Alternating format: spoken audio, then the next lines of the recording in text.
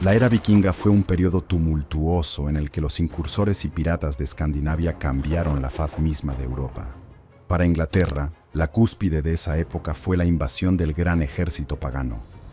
Un gran número de guerreros atacaron y, a diferencia de las décadas anteriores, no estaban allí para saquear y pillar, sino para conquistar y asentarse.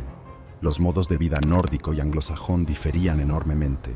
La guerra, la política y la diplomacia de las zonas ocupadas, conocidas como el Danelaw, son temas bien conocidos y populares. Sin embargo, la vida cotidiana de sus habitantes es un tema descuidado que trataremos en este vídeo. La mayoría de las veces se describe a los vikingos como merodeadores que saqueaban asentamientos cristianos y plasmaban sus bárbaras aventuras en poemas épicos. Pero esta imagen, inspirada en las plumas hostiles del clero inglés e irlandés, dista mucho de ser completa. Los nórdicos eran un pueblo civilizado, que prosperaba tanto por tierra como por mar, y la inmensa mayoría de ellos eran simples agricultores, pescadores y comerciantes. Escandinavia era un lugar muy inhóspito, con breves periodos cálidos al año y poca tierra cultivable. Además, a mediados del siglo IX estaba experimentando un auge demográfico, lo que suponía una presión adicional para sus habitantes. Así las cosas, la invasión de Inglaterra por el gran ejército pagano resultó ser una oportunidad muy necesaria para que muchas familias encontraran nuevas tierras. El Danelaw era un mundo de violencia y oro, espadas y esclavos. Pero es importante que no confundamos los mitos con la realidad de este periodo. Aunque muy diferente de la nuestra, la vida era mucho más ordinaria y mundana. La gente fabricaba cosas y comerciaba con ellas, cultivaba y criaba ganado, cocinaba, cuidaba de su casa, bebía, jugaba e iba al mercado. Las calles de la York vikinga o de Dublín estarían llenas de mendigos, ladrones y prostitutas, pero también de niños jugando, artesanos trabajando y mercaderes vendiendo sus mercancías. La unidad funcional de estas comunidades era la familia, y los nórdicos se sentían muy orgullosos de sus clanes, especialmente de sus antepasados, ya que conocían la vida y las hazañas de estos a lo largo de muchas generaciones. La familia formaba un grupo muy unido. Los miembros se apoyaban mutuamente en cualquier dificultad, y un insulto a uno era un insulto a todos, así como la deshonra sufrida por uno deshonraba a toda la familia.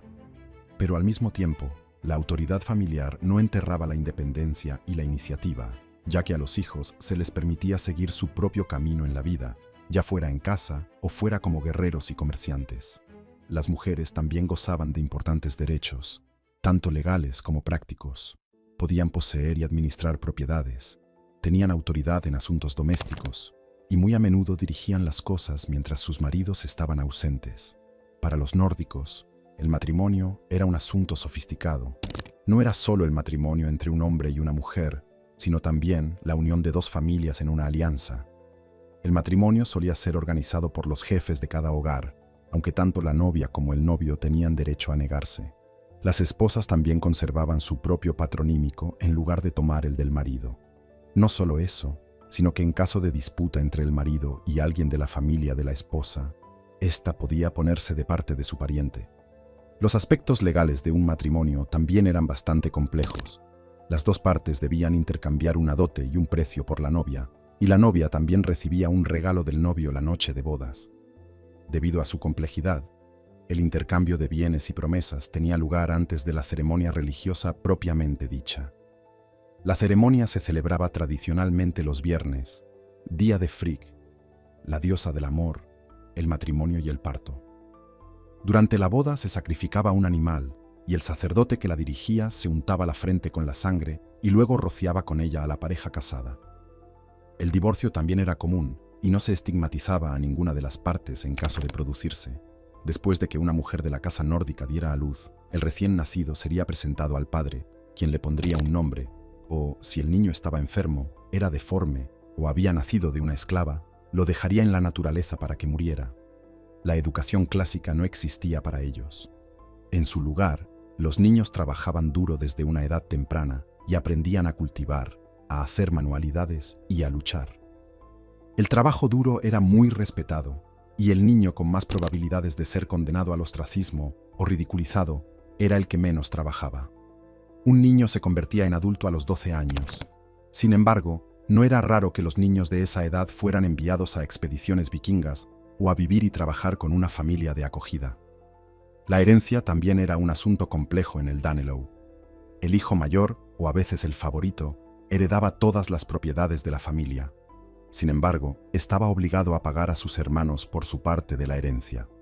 Como ya se ha dicho, cada miembro de la familia tenía derecho a perseguir sus propios objetivos, y los hermanos menores solían utilizar su herencia para construir o comprar su propia casa, ya fuera en una ciudad o en una granja.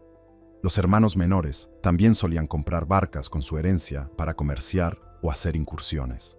La amistad también era muy importante en la sociedad nórdica, ya que las personas que estaban muy unidas, pero no emparentadas, podían establecer un pacto de sangre, conocido como hermandad de crianza.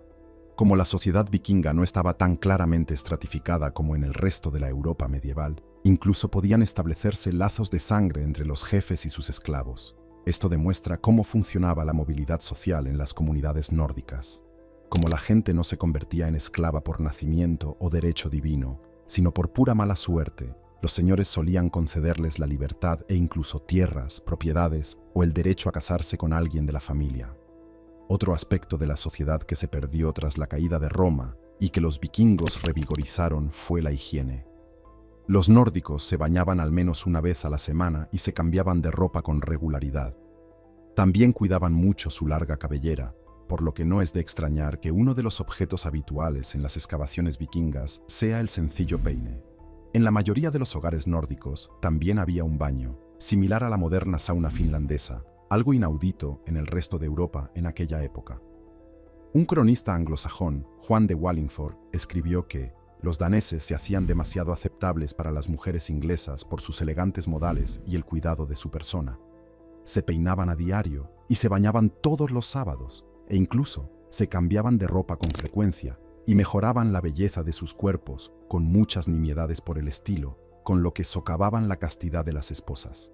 El famoso viajero árabe Ibn Fadlan llegó a señalar en sus viajes: cada día deben lavarse la cara y la cabeza. Todas las mañanas, una sirvienta trae una gran palangana de agua, se la ofrece a su señor y él se lava las manos y la cara y el pelo. Se lo lava y se lo peina con un peine en el agua. En consecuencia, también se consideraba muy ofensivo ensuciar a alguien o su ropa. Como Escandinavia era una región donde la tierra fértil era escasa y las bajas temperaturas hacían que las cosechas se perdieran con regularidad, los nórdicos vivían en zonas rurales con menos frecuencia que los habitantes del resto del continente. Muchos de ellos dependían de la artesanía y el comercio, por lo que los colonos del Danelaw trajeron consigo esos hábitos. Como esas ocupaciones eran menos rentables en las zonas rurales, los vikingos fundaron diversas ciudades por toda Europa para poder sobrevivir.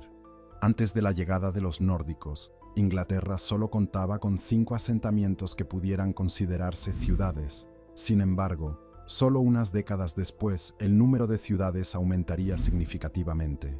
En las ciudades desarrolladas, como York o Norwich, los vikingos tuvieron un impacto crucial en la urbanización. Las ciudades crecieron significativamente e incluso empezaron a aparecer edificios de 2 pisos. Muchos anglosajones emigrarían también a esas ciudades en las décadas siguientes, ya que el gran número de fabricantes y comerciantes nórdicos les brindaba la oportunidad de ganar dinero y aprender nuevos oficios. Si las técnicas de construcción naval de los vikingos tuvieron un gran impacto en la guerra, es seguro que su influencia en el comercio fue aún mayor. Tras la caída del Imperio Romano de Occidente, el comercio fuera del Mediterráneo se detuvo casi por completo. Los nórdicos, que eran viajeros de renombre, navegaron a tierras tan lejanas como el Mediterráneo, el Levante, y navegando por los grandes ríos de Europa Oriental y el mar Caspio, consiguieron establecer misiones comerciales incluso hasta Persia, Mesopotamia y el Volga búlgaro. York y Norwich pueden ser buenos ejemplos de ciudades comerciales vikingas. Sin embargo, la que llegó a convertirse en uno de los centros comerciales más importantes fue Dublín. Prosperó gracias al comercio de bienes importados de Inglaterra, Escandinavia y otras tierras. Sin embargo, lo que la hizo extremadamente rica fue el comercio de esclavos. Las incursiones vikingas en Irlanda trajeron de vuelta a Dublín a muchos esclavizados, y desde allí se vendían incluso hasta Casaria y Kufa, en Irak. Algunos de los productos más codiciados en el Danelaw eran las pieles y los colmillos de morsa. Las pieles proporcionaban excelentes cuerdas para los barcos, mientras que los colmillos se convertían en crucifijos, cofres o empuñaduras de espadas.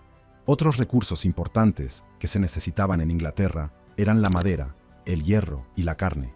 Es posible que los incursores y las bandas guerreras vikingas se cebaran con frecuencia en los plebeyos anglosajones de las zonas del Danelaw. Sin embargo, la relación entre los nuevos colonos escandinavos y los lugareños era cordial. Al principio, existía cierto grado de enemistad entre ambas poblaciones, sobre todo en los lugares con una gran población anglosajona. Sin embargo, con el paso del tiempo, las relaciones se hicieron mucho más cordiales, ya que ambas comunidades encontraron formas de beneficiarse mutuamente. El auge del comercio y de las ciudades, por ejemplo, hizo que el plebeyo anglosajón pudiera vender sus productos a precios mucho mejores y no tuviera que recorrer distancias peligrosas para hacerlo. Los matrimonios mixtos también se hicieron cada vez más comunes a lo largo de los años, algo que fue un catalizador para la conversión de la población nórdica local al cristianismo. Sin embargo, todo esto no habría sido posible si los idiomas inglés antiguo y nórdico antiguo no hubieran sido similares hasta el punto de no necesitar traductores ni bilingüismo. La lengua nórdica tuvo un impacto crucial en la lengua inglesa, ya que la gramática inglesa moderna es casi idéntica a la de las lenguas escandinavas. Aunque es cierto que la mayoría de los colonos escandinavos se convirtieron al cristianismo, eso no ocurrió inmediatamente. Antes de su conversión, los escandinavos creían en los dioses germánicos, como Odín, Thor, Freya y muchos otros. La diferencia entre el cristianismo y el paganismo germánico no radicaba solo en los dioses en sí, sino en la forma en que se percibían, cómo se mostraba la devoción y hasta qué punto afectaban a la vida cotidiana de la gente. Para los cristianos anglosajones, Dios era un ser omnipotente y omnisciente, que formaba parte integrante de sus vidas. Temían a Dios, querían apaciguarlo y se comportaban dentro de las normas que se consideraban propiamente cristianas. Mientras tanto, los nórdicos veían a sus dioses como seres que no requerían devoción, adoración, ni siquiera aprobación. Para los nórdicos, sus dioses seguirían existiendo aunque el pueblo no lo hiciera y no tenían que gustarles. Simplemente tenían que tratar con ellos y mantenerse al margen. Los templos nórdicos eran bastante raros en comparación con las iglesias, especialmente en el Danelaw. En cambio, la religión era un asunto personal de cada persona y cada familia. Existían líderes religiosos en Escandinavia, sin embargo, no está claro si alguno de ellos estaba presente también en el Danelaw. Es mucho más probable que los jefes locales asumieran el papel de líderes religiosos cuando era necesario. En el día a día, cada persona elegía si presentaba su creencia y cómo lo hacía. Algunos llevaban collares con diversos símbolos religiosos, otros los famosos anillos para el brazo y el cuello, y los artesanos dedicaban sus obras a un dios. En las fiestas y rituales importantes, la propia comunidad vikinga era la protagonista de las ceremonias. La más importante de las fiestas nórdicas era Jul, la celebración del pleno invierno y el año nuevo nórdico. Marcaba el momento en que el sol estaría en su punto más bajo y su posterior renacimiento. El primer día de julio se consideraba el día en que el dios Yngvi Freyr devolvería el amor y la luz al mundo. También se considera que la caza salvaje comienza durante Jul, un periodo de mayor actividad sobrenatural en el que Odín, montado en su caballo de 8 patas Sleipnir, recorría el mundo junto con los muertos. Una tradición de Jul consistía en que los niños dejaban azúcar y heno en sus calzones para Sleipnir y, a cambio, Odín les dejaba regalos. Este es probablemente el origen de la tradición de las medias navideñas y también puede ser uno de los orígenes de Papá Noel. La fiesta del solsticio de verano marcaba el apogeo del poder del sol y era durante esta época cuando se llevaba a cabo la mayor parte del comercio exterior y las incursiones. La fiesta de las noches de invierno marcaba el comienzo del invierno. El comercio, los viajes y la guerra solían cesar durante este periodo y la caza y los banquetes ocupaban su lugar. La fiesta del encanto del arado marcaba el comienzo de la primavera y la vuelta a las actividades anuales normales. Una parte integral de cada fiesta, festival y celebración era la mancha, el sacrificio. Aunque a veces se sacrificaban seres humanos durante esta época, ocurría mucho menos de lo que se cree.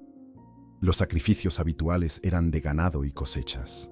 Aunque la mayoría de los nórdicos fueron asimilados poco a poco por la población anglosajona local o exterminados violentamente en el siglo XI durante la Harrying of the North y la masacre del día de St. Brice, el impacto de Danelaw en la sociedad no puede pasarse por alto. Ya se trate de simples palabras y nombres, o incluso de costumbres, ideas y normas sociales, dejaron su huella. Gracias por quedarse hasta ahora. No dude en hacer clic en cualquiera de los vídeos de la pantalla para ver más contenidos similares.